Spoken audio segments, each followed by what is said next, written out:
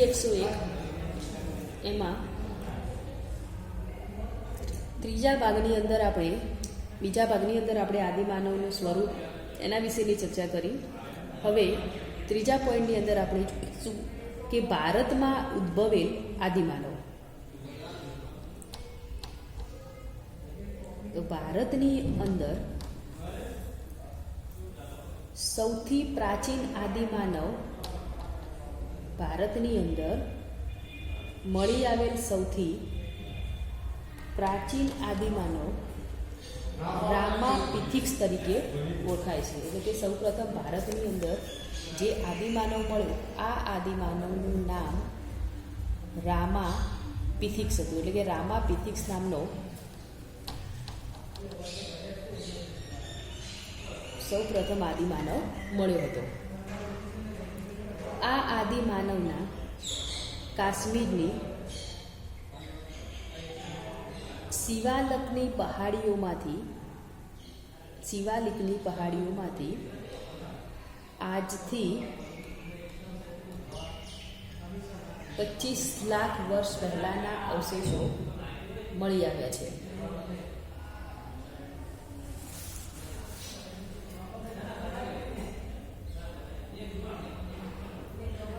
ત્યારબાદ અવશેષો ઉત્તખન અને સંશોધન એસ્કેવેશન અને રિસર્ચના પરિણામે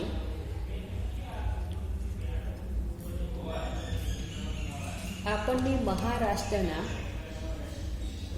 બોરી નામના સ્થળેથી આજથી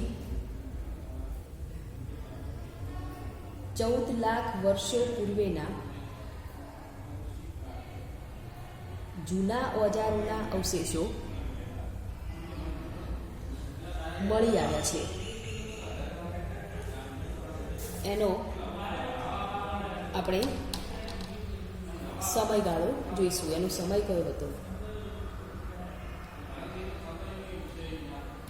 બોરી પહેલાના અવશેષો રાવલપિંડી, જે હાલમાં પાકિસ્તાનનો એક ભાગ છે, પાકિસ્તાનમાં આવેલું છે, માંથી 19 લાખ વર્ષ પહેલાના અને શિવાલિકની પહાડીઓમાંથી 25 લાખ વર્ષ પહેલાના ઓજારો મળી આવ્યા છે.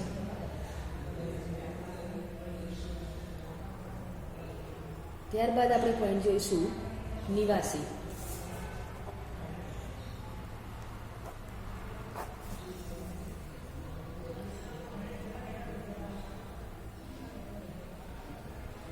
ઇતિહાસકારો પુરાતત્વવિદો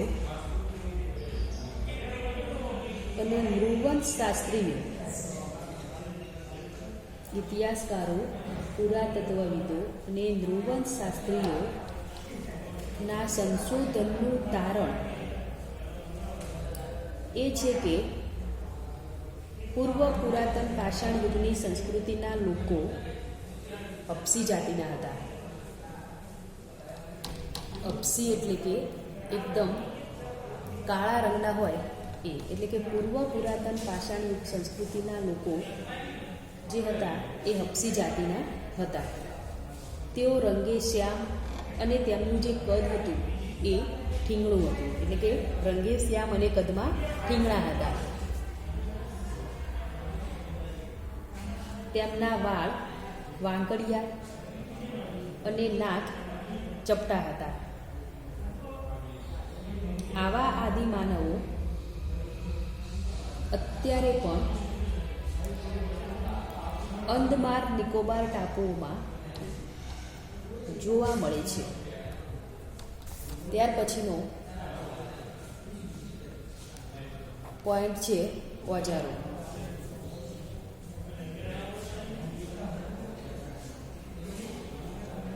પૂર્વ પુરાતન પાષાણ યુગની સંસ્કૃતિના માનવે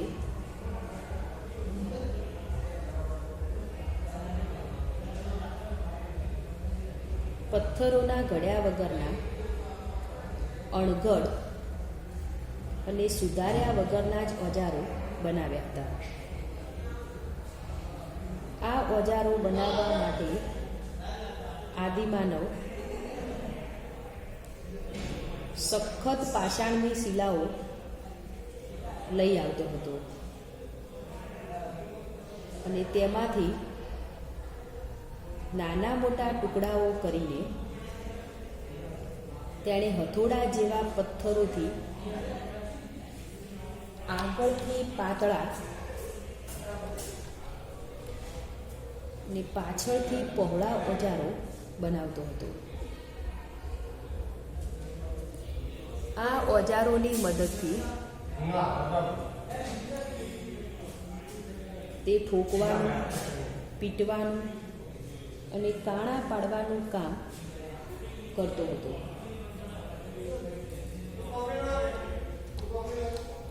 આ ઓજારો અણઘડ અને ખરબચડા હતા.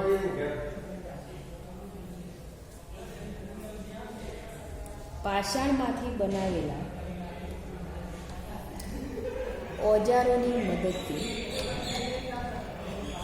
આદિમાનવ શિકાર કરતો હતો. ઘણા વર્ષો પછી આદિમાનવે પાષાણના હથિયારના છેડે એક નાનું લાકડું અથવા મોટું લાકડું સાલવીને ફીટ કરવા લાગ્યો. આથી આ હથિયારો વધુ સગવડવાળા અને ઉપયોગી બન્યા. જો કે એવા હથિયારો નષ્ટ પામ્યા હતા, જેના અવશેષો મળવા મુશ્કેલ છે. નિવાસસ્થાન.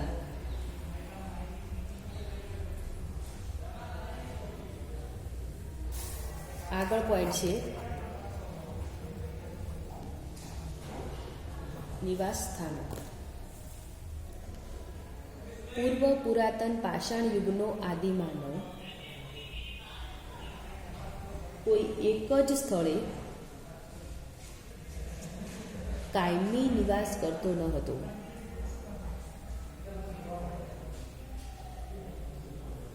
તેનું જીવન સ્થાયી ન હતું. ખોરાકને માટે તેને સતત ભટકવું પડતું હતું. જ્યાં પણ તેને પ્રાણીઓના શિકાર દ્વારા માંસ, કંદમૂળ, ફળ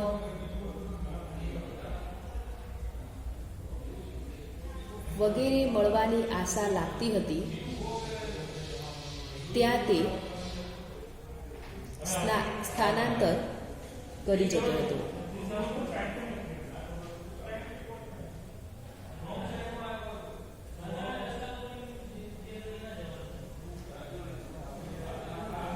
પ્રાકૃતિક મુશ્કેલીઓ અને અવરોધોને કારણે તેમજ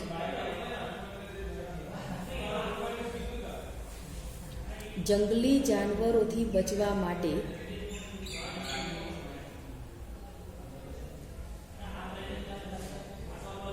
તે મોટે ભાગે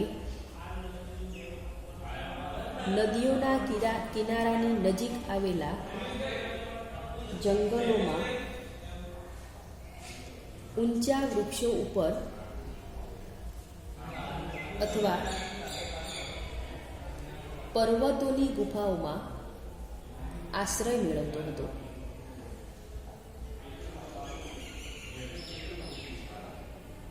પરંતુ આ યુગના લગભગ અંતકાળે માનવીની સમજ શક્તિ વિકસતા તેણે વૃક્ષોની નાની મોટી જાડી પાતળી ડાળીઓ તથા પાંદડાઓ અને માટીનો ઉપયોગ કરીને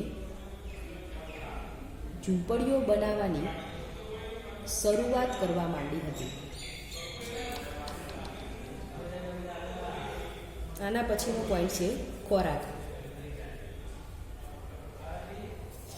પૂર્વ પુરાતન પાષાણ યુગ દરમિયાનની સંસ્કૃતિના લોકો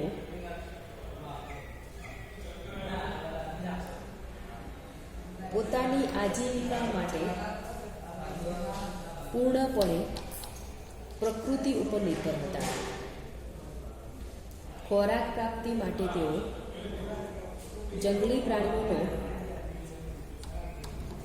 શિકાર કરતા હતા. નદીઓના જળમાંથી માછલીઓ પણ પકડતા હતા. ઉપરાંત જંગલોમાંથી મળતા કંદમૂળ, ફળો વગેરેનો પણ ભોજનમાં ઉપયોગ કરતા હતા.